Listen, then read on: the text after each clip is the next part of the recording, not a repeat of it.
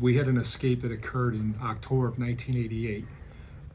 During the escape, the officers went off into the back field on the property of the public safety building, and they discovered graves that were out there. And they were stumbling over through the graves, searching for the inmate on the way out because they believed the inmates went out that direction. It was the first jail escape from our new facility out on County House Road. We had a rough idea where the two escapees were. We set up a perimeter.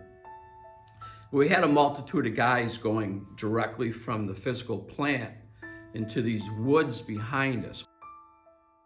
We captured the guys, but the word got out quickly as these guys were going in the woods. Geez, there's a big cemetery back in there. There's all these headstones. Well, there was so much debris and rubbish that you couldn't see the stones, and especially since they weren't on our property anyway.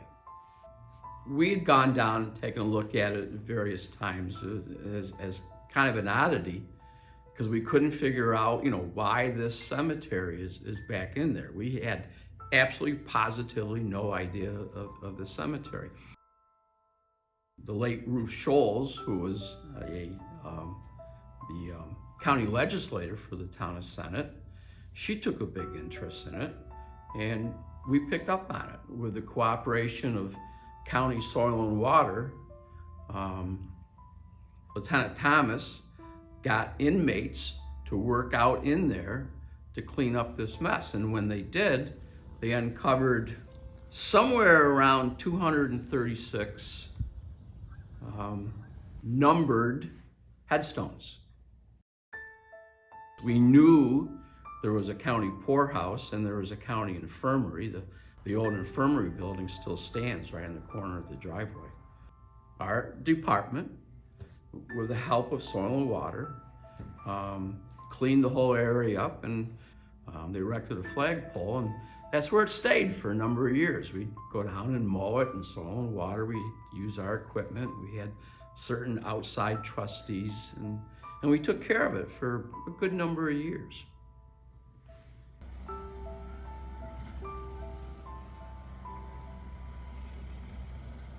The people here that apparently one time meant something to somebody, and if we don't take care of them, nobody else is gonna. So we look out for it and take care of it and maintain it. Maybe not perfect, but we do the best we can. The corrections officers and the inmates, they did a little exploring around the area because everybody was pretty enthralled with the cemetery. And when they did, one of the inmates said, geez, over this little hill right here, there's a broken headstone. And it was cracked about halfway up the base. It's a cross, and all it says is Red Cloud. That's it. We started researching Red Cloud, and the only thing you can come up with is Red Cloud who fought Custer. Well, we knew that wasn't that Red Cloud. The county records showed nothing about Red Cloud. What happened, it was a family from Cato contacted a family member in Florida who sent me information on Red Cloud saying that the gentleman interred in there is their relative. Red Cloud's real name is Walter Jackson. They called him Little Jack. And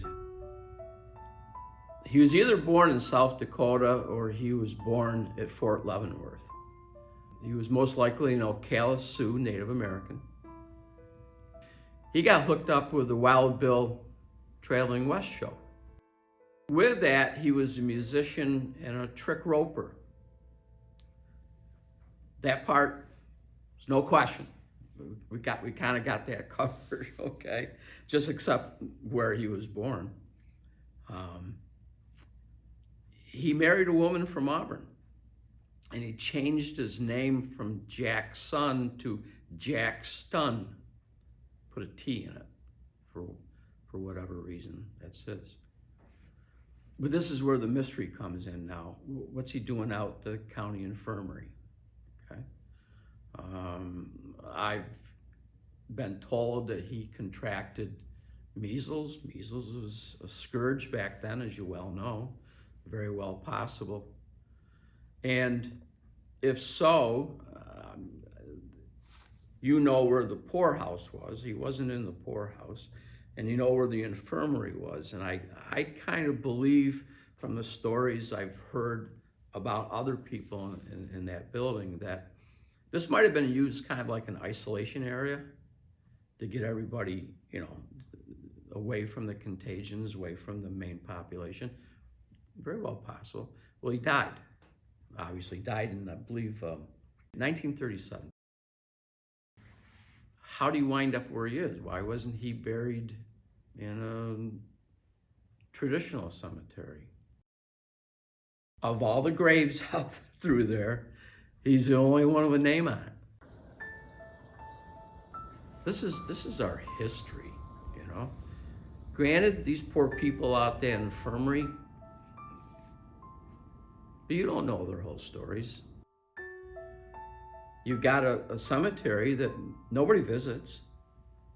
Nobody knows who's buried there. I am positive no family members go out there. Well, we do. They do. You know, and I think that's just a wonderful thing. They're honoring those people by maintaining it.